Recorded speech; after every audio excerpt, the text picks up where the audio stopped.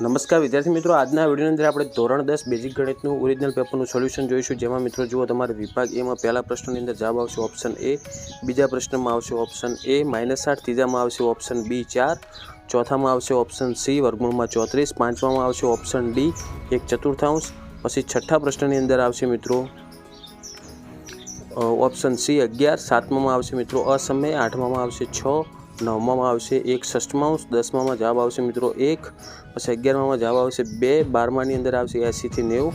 13મું વિધાન ખરું થશે, 14મું વિધાન ખોટું આવશે, 15મું વિધાન ખોટું થશે અને 16મું વિધાન ખરું થશે. ઓકે, પછી 17મો પ્રશ્ન છે, જેમાં આપણે પ્રથમ 50 ધનપૂર્ણાંકનો સંખ્યાનો સરવાળો 1275 આવશે.